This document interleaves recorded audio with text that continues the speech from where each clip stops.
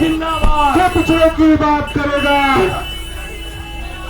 जो पिछड़ों की बात करेगा, वही देश पे राज करेगा। जो पिछड़ों की बात करेगा, वही देश पे राज करेगा। जो पिछड़ों की बात करेगा, वही देश पे राज करेगा। जो शिक्षा की बात करेगा, वही देश पे राज करेगा। जो शिक्षा की बात करेगा, वही देश पे राज करेगा। जो गन्ना किसानों की बात करेगा, वही देश पे राज करेगा।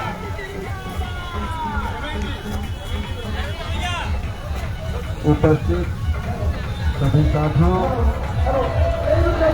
आज हम लोग संपर्क यात्रा में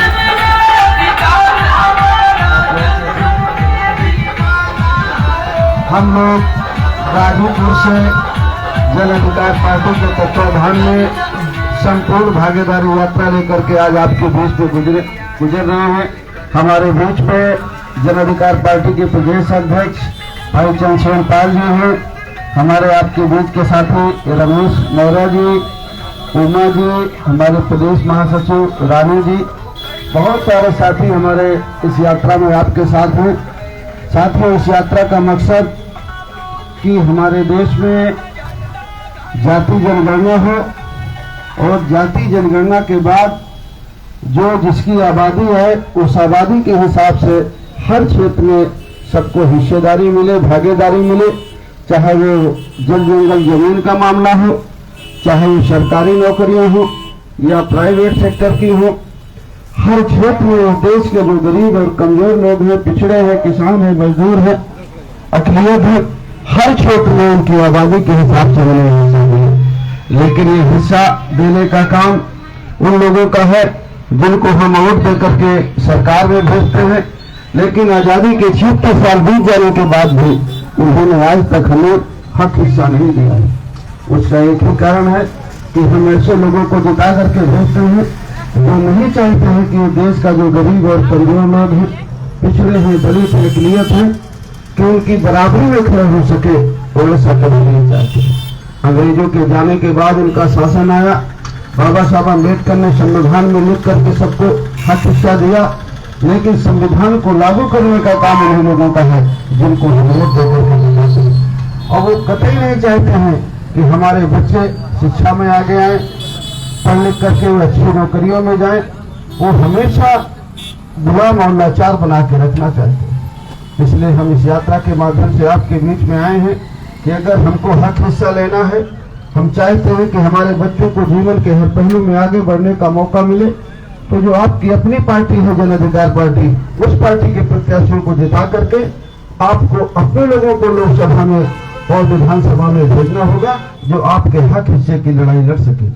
चुनाव का मौका आता है, बहुत सारे लोग हमारे बीच में आते हैं और बहुत सारी बातें करते हैं, लेकिन जैसे चुनाव खत्म हो जाता है वो सारी बातें खत्म हो जाती हैं और आपको 5 किलो अनाज मिलता है, किसी को 2-2 हजार करके 6,000 रुपया दे देते हैं, किसी को गैस सिलेंडर चूल्हा दे देते हैं, और सत्ता में जब वो पहुंच जाते हैं तो अपने बच्चे को डॉक्टर, इंजीनियर, कलेक्टर और कप्तान बनाते हैं और आपको 5 किलो अनाज देते हैं। और फिर जब चुनाव का मौका आया है तो फिर आपको तीर्थ यात्रा की बात करेंगे, आपको हिंदू मुसलमान की बात करेंगे, मंदिर मस्जिद की बात होगी, भारत पाकिस्तान की बात होगी, लेकिन आपके बच्चे की शिक्षा की बात नहीं होगी, रोजगार की बात नहीं होगी, महंगाई की बात नहीं होगी। और इनसे सबसे ध्यान हटा करके हमारा ध्यान तो धार्मिक उन्माद पर लगा दिया जाता है।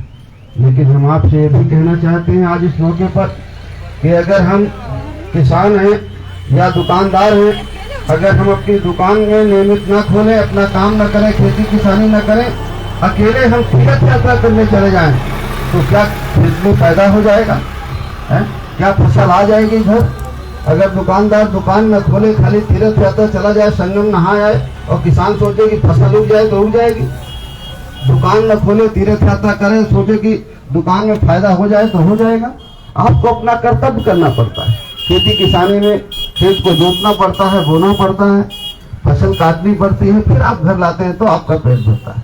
अगर आप अपनी जिम्मेदारी नहीं निभाएंगे, कर्तव्य नहीं करेंगे, तो कभी आपकी समस्या का समाधान नहीं। इसीलिए आपका कर्तव्य सरकार बनाने का भी है, वोट देने का भी है। सरकार से ही आपके बच्चे की शिक्षा है, रोजगार है, आपको खाद बीज सस्ती होगी कि महंगी होगी, ये और कहीं फैसला नहीं होता। ये वही लोग फैसला करते हैं जो आपकी वोट से चुन करके दिल्ली में जाते हैं, लखनऊ में जाते हैं। किसान कर्जा लेता है, दुकानदार कर्जा लेता है, कौन माफ करेगा? आप चारों धाम कराएंगे तो नहीं माफ होगा। जो आपकी वोट से चुन करके जाता है वो चाहता है तो माफ हो जाता है। लेकिन जब चुनाव का मौका आता है, वोट देने का मौका आता है, तो लोग हमें हिंदू मुसलमान में बहका देते हैं और हम सही फैसला लेने से हम चूक जाते हैं। इसलिए अगर आपको अपने बच्चे की शिक्षा के बारे में, रोजगार के बारे में, हिस्सेदारी के बारे में सोचना है और लेना है, तो आपकी जो अपनी पार्टी है जन अधिकार पार्टी, उसको आपको जिताना हो। हम चाहते हैं, हमारे देश में दोहरी शिक्षा नीति है।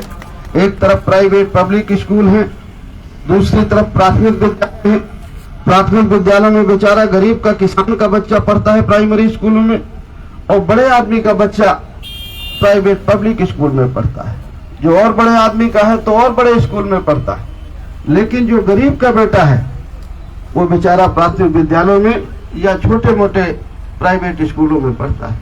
और जब पढ़ करके गरीब का बेटा जाता है परीक्षा देने नौकरियों के लिए, और पब्लिक स्कूल का बच्चा जाता है, तो पहले ही वो हार मान लेता है किसान का बेटा जो प्राइमरी में पढ़ता है कि मैंने तो इंग्लिश मीडियम नहीं पढ़ी, मैंने तो ये पढ़ाई पढ़ी नहीं, तो वो बेचारे पहले ही हार मान लेता है।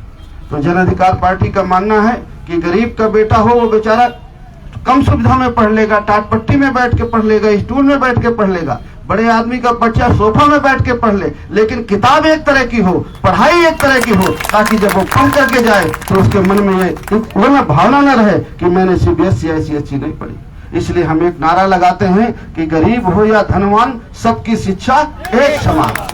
और दूसरा नारा हमारा है कि जिसकी जितनी संख्या भारी उसकी उतनी हिस्सेदारी हर क्षेत्र में। इसीलिए हमने इस यात्रा का नाम दिया है संपूर्ण भागीदारी यात्रा। बहुत बहुत धन्यवाद, आप सब लोगों ने हमारा स्वागत किया, उसके लिए बहुत बहुत धन्यवाद। जन अधिकार पार्टी जिंदाबाद, जिंदाबाद। जन अधिकार पार्टी जन अधिकार पार्टी जिंदाबाद, जिंदाबाद।